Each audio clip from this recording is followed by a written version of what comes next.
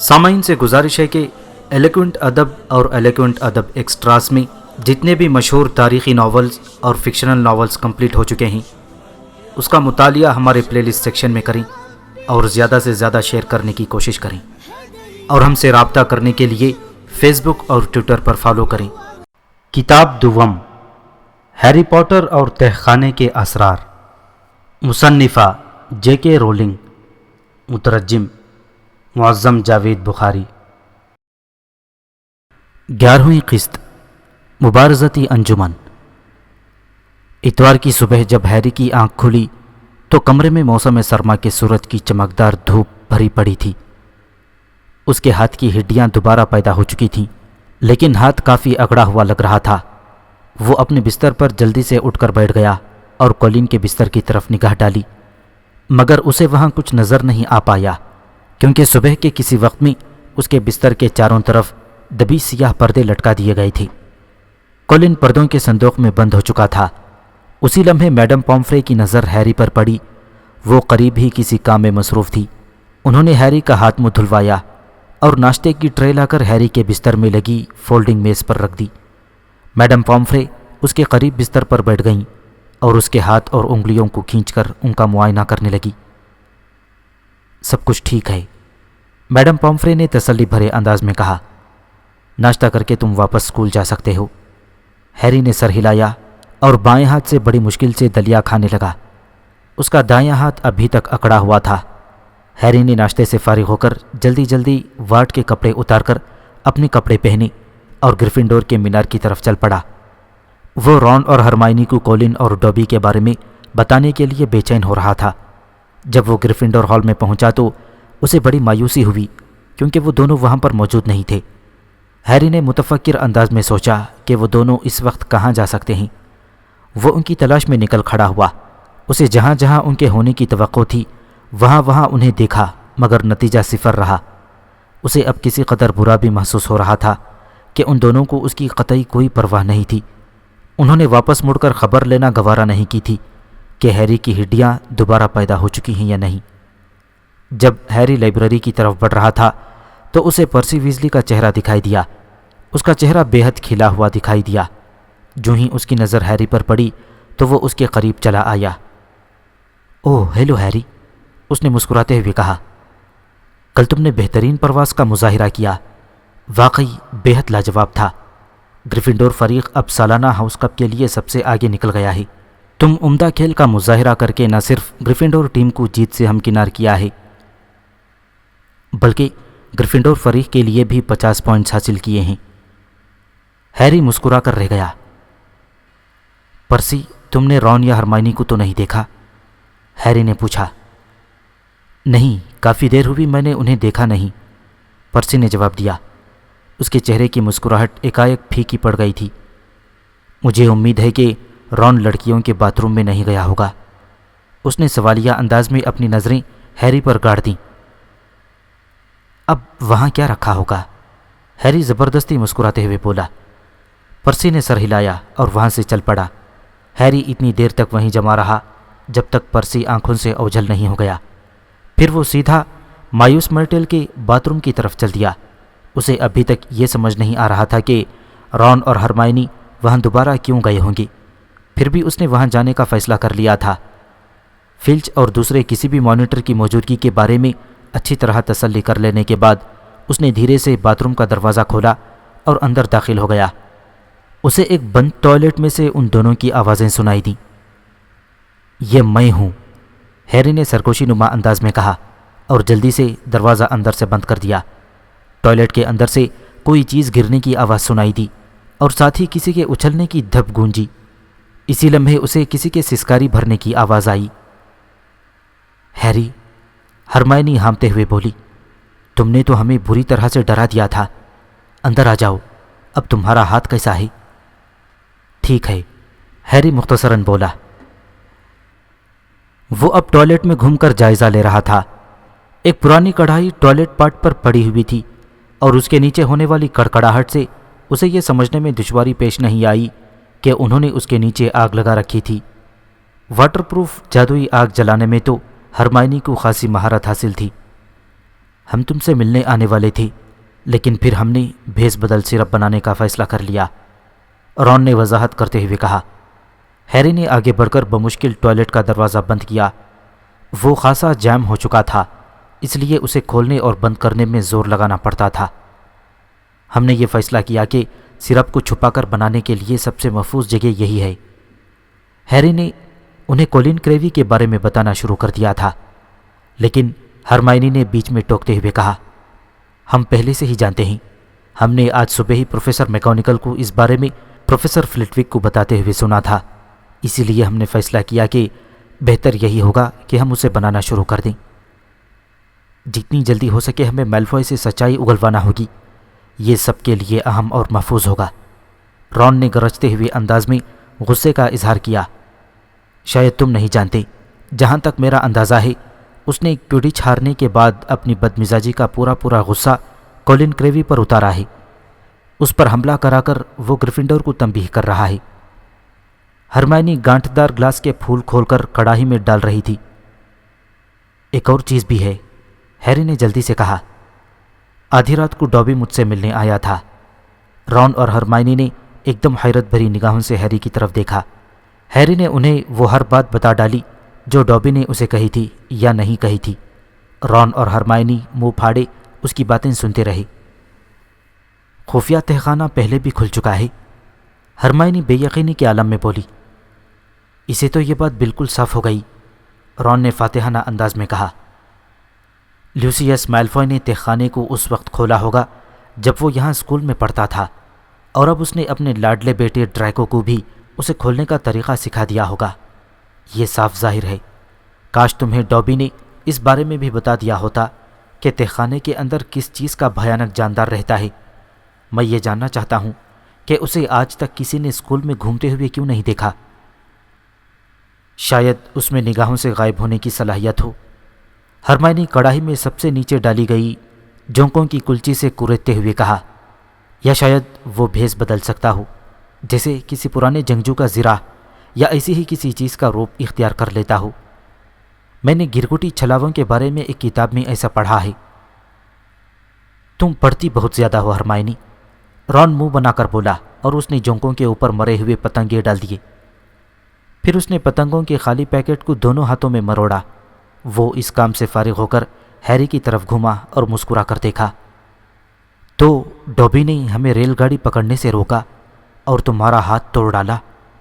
اس نے معنی خیز انداز میں اپنا سر ہلایا۔ تم جانتے ہو ہیری، اگر وہ اسی طرح تمہاری جان بچانے کی مزید کوشش کرتا تو یقیناً ایک دن اس کی حماقتیں تمہاری ہلاکت کا سبب بن جائیں گی۔ پیر کی صبح تک یہ خبر پورے اسکول میں پھیل چکی تھی کہ کولن کریوی پر حملہ ہوا ہے اور وہ کسی بے جان مردے کی طرح ہسپتال میں پڑا ہے۔ پورا قلعہ افواہوں اور بیتوکی باتوں کی لپیٹ میں آ چکا تھا۔ ہر کوئی اپنی اپنی ہانک رہا تھا۔ خوف و ہراس کی فضا ایسی بری طرح منڈلائی کہ سال اول کے طلباء نے تنہا گھومنا پھرنا بالکل ہی چھوڑ دیا تھا۔ وہ اب گروہ کی شکل میں ہر جگہ جاتے۔ دوسروں کی طرح وہ بھی گھبرا رہے تھے کہ اگر وہ اکیلے گئے تو ان پر حملہ ہو سکتا ہے۔ جینی ویزلی جو جادوئی کلمات والی جماعت میں کولن کریوی کے بالکل ساتھ بیٹھتی تھی، اس پر حملے کے بعد مزید دہشت زدہ ہو چکی تھی۔ فریڈ اور جارج اس کا دل بہلانے کی کوشش کر رہے تھے۔ ہیری کو ان کی بے تکی اور بے سروپا حرکتیں بالکل مناسب نہیں لگیں۔ ان سے جینی کا دل کیا خاک بہلتا۔ وہ دونوں باری باری خود کو جادو کے زور سے بدصورت بوڑھے جادوگر میں بدل لیتے، اور کبھی اپنے جسم پر کراہیت آمیز پھوڑے پھنسیاں پیدا کر لیتے، اور کبھی پتلوں کے پیچھے سے اچانک نمودار ہو کر جینی کو چونکا دیتے۔ ان کی مستیاں زوروں پر تھیں۔ پرسی سے جب یہ برداشت نہیں ہو پایا تو اس نے چیخ کر اعلان کیا کہ وہ فریڈ اور جارج کے بارے میں اپنی ماں مسز ویزلی کو خط لکھنے والا ہے، جس میں وہ صاف صاف شکایت کرے گا کہ دونوں مل کر اپنی بہن کا خیال رکھنے کے بجائے اسے بری طرح سے پریشان کرتے رہتے ہیں۔ پرسی کی دھمکی کارگر ثابت ہوئی اور جینی کی ان دونوں سے خلاصی ہو گئی۔ ہاگورڈ میں نادیدہ دشمن کے حملوں کا اثر سنگین ثابت ہوا۔ اساتذہ کی بے خبری میں بیرونی چیزوں کی اسکول میں آمد و رفت بڑھ گئی اور ان کا کاروبار خوب پھلنے پھولنے لگا۔ طلباء خود کو محفوظ رکھنے کے لیے الائیں بلائیں دھڑا دھڑ خریدنے لگے تھے۔ ان میں تعویذ، دھاگے، منتروں والی تختیاں اور دوسرا سامان شامل تھا۔ ہر کوئی خود کو حملے سے محفوظ رکھنے کے لیے اس طرح کے سامان کی خریداری کر رہا تھا۔ نیول لانگ باٹم نے کئی قسم کی چیزیں خرید ڈالیں، جن میں بڑی گانٹھ والا ایک بڑا سا سبز پیاز، ایک نوکیلا ارغوانی شفاف نگینہ اور گائے کی سڑی بسی دم شامل تھی۔ انہیں خریدنے کے بعد جب وہ گریفنڈور ہال میں پہنچا تو اس کے ساتھی طلباء نے اسے یاد دلایا کہ اس نے خواہ اتنی خریداری کی ہے۔ اسے کوئی خطرہ نہیں تھا کیونکہ اس کا خون تو خالص تھا، اور خالص خون والے تمام طلباء کو حملے کا کوئی ڈر نہیں تھا کیونکہ انہیں یقین تھا کہ وہ سلیدرین کے معیار پر پورا اترتے ہیں۔ پہلے حملہ آور نے فلچ کو ستایا ہے اور یہ سب جانتے ہیں کہ میں بھی اسی طرح کا ایک بجو جادوگر ہوں۔ نیول لانگ باٹم نے دہشت بھرے انداز میں صفائی پیش کی۔ اس کی آنکھیں پھٹی پڑی تھیں اور رنگ بالکل فق ہو چکا تھا۔ دسمبر کا دوسرا ہفتہ شروع ہو چکا تھا۔ پروفیسر میگونگل ہمیشہ کی طرح ان لوگوں کے ناموں کی فہرست مرتب کرنے میں مصروف ہو گئیں جو کرسمس کی تعطیلات میں گھروں کو واپس نہیں جانا چاہتے تھے۔ اس فہرست میں ہیری، رون اور ہرمائنی نے بھی اپنا نام لکھوا دیا۔ وہ کرسمس کی چھٹیاں ہاگورٹ میں ہی گزارنا چاہتے تھے۔ جب انہیں یہ معلوم ہوا کہ ڈریکو میلفوئے نے بھی اسکول میں رکنے کا فیصلہ کر لیا ہے تو وہ چونکے بغیر نہ رہ سکے۔ رون کے خیال میں میلفوئے کا اسکول میں رکنا کسی بڑے خطرے کی گھنٹی تھی۔ ہرمائنی نے جب اس کی توجہ بھیس بدل سیرپ کی طرف دلائی تو وہ مسرور ہو گئے۔ بھیس بدل سیرپ کا بھرپور استعمال کرنے اور ڈریکو سے سچائی اگلوانے کے لیے یہ چھٹیاں نہایت مفید ثابت ہو سکتی تھیں۔ اتفاق کی بات تھی کہ سیرپ کی تیاری کا مرحلہ اپنی نصف مدت پوری کر چکا تھا۔ انہیں ابھی بیکورین کے سینگھوں کا سفوف اور بھومشالی سانپ کی کینچلی کی ضرورت تھی۔ یہ چیزیں انہیں صرف ایک ہی جگہ سے دستیاب ہو سکتی تھیں اور وہ تھی سنیپ کی جادوئی دواخانے کی بڑی الماری۔ ہیری نے دل میں سوچا کہ وہ سنیپ کے دفتر میں گھس کر چوری کرتے پکڑے جانے کی وجہ سے سلیدرین کے بھیانک جانشین کا سامنا کرنا زیادہ پسند کرے گا۔ جب جمعرات کی دوپہر کو جادوئی ادویہ والی جماعت کا وقت قریب آنے لگا تو ہرمائنی نے اپنی منصوبہ بندی سے ہیری اور رون کو آگاہ کیا۔ ہمیں بس اتنا کرنا ہوگا کہ سنیپ کی جماعت میں کسی طرح اس کی توجہ کسی دوسری چیز کی طرف مبذول کیے رکھیں۔ اس دوران ہم میں سے کوئی بھی سنیپ کے دفتر میں پہنچ کر ضرورت تمام سامان نکال لے۔ ہرمائنی کی بات سن کر وہ دونوں بے حد گھبرائے ہوئے دکھائی دیے۔ مجھے لگتا ہے کہ بہتر یہ ہوگا کہ یہ سامان میں ہی چراؤں، ہرمائنی نے ان دونوں کے چہروں پر تیکھی نگاہ ڈالتے ہوئے سپاٹ لہجے میں کہا۔ اگر تمہیں چوری کرتے ہوئے پکڑا گیا تو تم دونوں کو فی الفور اسکول سے نکال دیا جائے گا، لیکن میرا ماضی بالکل شفاف ہے، اس لیے میری پہلی غلطی سمجھ کر معاف کیا جا سکتا ہے۔ تم لوگوں کو بس اتنا کرنا ہوگا کہ کوئی ایسا فساد کر ڈالو کہ سنیپ کے 5-7 منٹ اسے دور کرنے میں گزر جائیں اور وہ کسی دوسری طرف توجہ نہ کر سکے۔ ہیری کے چہرے پر پھیکی سی مسکراہٹ آ گئی۔ جان بوجھ کر سنیپ کی جادوئی ادویہ والی جماعت میں فساد کرنا بالکل اتنا ہی محفوظ تھا جتنا سوئے ہوئے ڈریگن کی آنکھ میں انگلی کرنا تھا۔ جادوئی ادویہ کی جماعت ایک بڑے تہخانے میں بیٹھتی تھی۔ اس دوپہر کو بھی کلاس ہمیشہ کی طرح مخصوص انداز میں پڑھائی کر رہی تھی۔ لکڑی کی میزوں کے وسط میں رکھی ہوئی 20 کڑھائیاں دھواں چھوڑ رہی تھیں۔ میزوں پر پیتل کے ترازو اور سامگری کے مرتبان رکھے ہوئے تھے۔ سنیپ دھویں کے بیچ میں چہل قدمی کر رہا تھا اور گریفنڈور کے طلباء کی پکوائی پر انہیں لعن طعن کر رہا تھا۔ سلیدرین کے طلباء اپنے استاد کی ہاں میں ہاں ملاتے ہوئے گریفنڈور کے طلباء پر طنزیہ انداز میں ہنس رہے تھے۔ ڈریکو میلفوئے جو سنیپ کا چہیتا شاگرد تھا، رون اور ہیری کی طرف زہریلی مچھلی کی طرح دیکھتے ہوئے پلکوں کو پھڑپھڑا رہا تھا۔ وہ دونوں جانتے تھے کہ اگر انہوں نے اس کے جواب میں کچھ کیا تو انہیں اتنی جلدی سزا ملے گی کہ وہ اپنی صفائی میں ایک لفظ بھی نہیں بول پائیں گے۔ ہیری کی پھلانے والی جادوئی دوا بالکل زیادہ پتلی تھی۔ اس کا دماغ تیزی سے کام کر رہا تھا۔ وہ بڑی سنجیدگی سے سوچ رہا تھا کہ کیا کیا جائے کہ بات بن جائے۔ پھر وہ سمجھ گیا کہ کہانی کہاں سے شروع کی جائے۔ اس نے ہرمائنی کی طرف دیکھا جو اپنے کام میں مگن تھی، اسی لیے سنیپ چلتا ہوا اس کے قریب آیا۔ سنیپ نے ہیری کی کڑھائی میں نگاہ ڈالی اور اس کے پتلے سیال کو دیکھ کر نکتہ چینی کرنے لگا۔ ہیری نے اپنے کان یوں لپیٹ رکھے جیسے وہ ان کی کوئی بات سن ہی نہیں رہا ہو۔ جب سنیپ اس کی طرف سے مڑ کر آگے بڑھ گیا اور نیول کے پاس رک کر اسے کھری کھوٹی سنانے میں مصروف ہوا تو ہیری نے ہرمائنی کی طرف دوبارہ دیکھا۔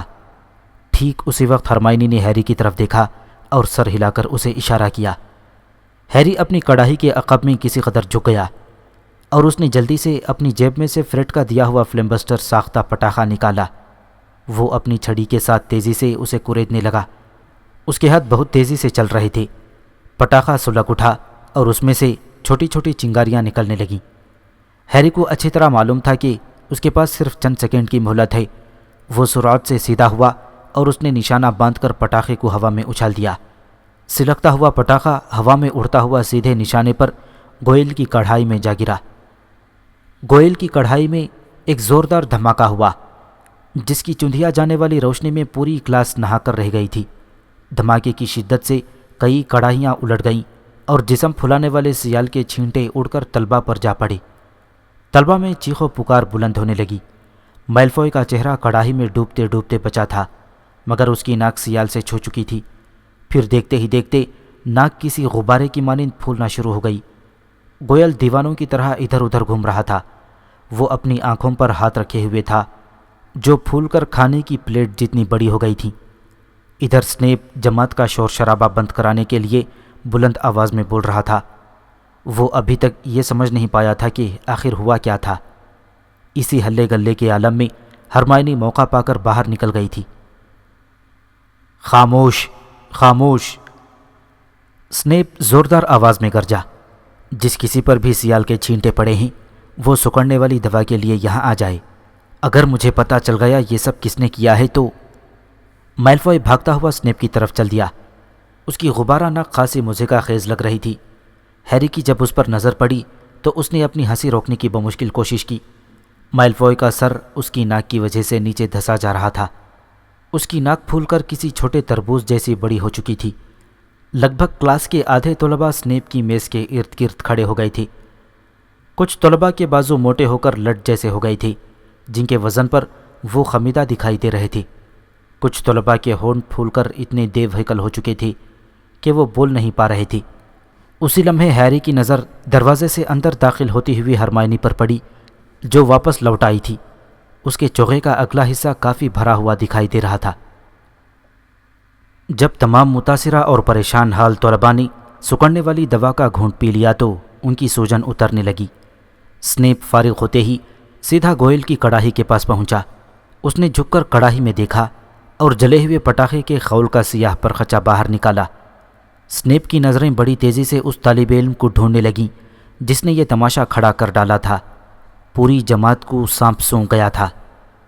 اگر مجھے یہ پتہ چل گیا کہ اسے کس نے پھینکا تھا، سنیپ دانت کھٹکھٹاتے ہوئے بولا، تو میں اسے اسکول سے باہر نکلوا کر ہی دم لوں گا۔ ہیری نے اپنا چہرہ ایسا بنانے کی کوشش کی جیسے اسے کچھ بھی معلوم نہ ہو اور ایسی اداکاری کرنے کی کوشش کر رہا تھا جیسے وہ خود بڑی الجھن کا شکار ہو کہ یہ سب کیسے ہو گیا۔ سنیپ کی عقابی نگاہیں ہیری کے چہرے پر گڑی ہوئی تھیں۔ پوری کلاس کی جان شکنجے میں جکڑی رہی۔ جب 10 منٹ تک چھٹی کی گھنٹی بجی تو ہر کوئی باہر نکلنے میں جلدی کرنے لگا۔ ہیری نے کھلی فضا میں پہنچ کر سکون کی سانس لی۔ اس کا چہرہ بے حد ستا ہوا دکھائی دے رہا تھا۔ سنیپ جانتا تھا کہ یہ کام میں نے ہی کیا ہے، ہیری نے رون اور ہرمانی کو بتایا۔ وہ اس وقت تیزی سے مایوس مارٹیل کے باتھ روم کی طرف جا رہے تھے۔ مجھے اس بات کا پورا یقین ہے، ہیری نے لقمہ دیا۔ کچھ لمحوں بعد وہ تینوں مارٹیل کے باتھ روم میں پہنچ چکے تھے۔ ہرمائنی نے جلدی سے چرایا ہوا سامان نکالا اور اسے کڑاہی میں ڈال کر کلچی سے کچلنے لگی۔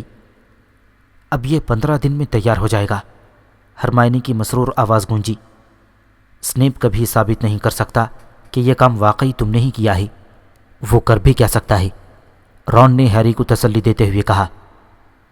سنیپ کو جتنا میں جانتا ہوں اس کے لحاظ سے میں یہی کہوں گا کہ وہ جو کچھ بھی کرے گا وہ برا ہی کرے گا۔ ہیری نے دوا کے کھٹبڑانے اور ابلنے کی آواز سنتے ہوئے جواب دیا۔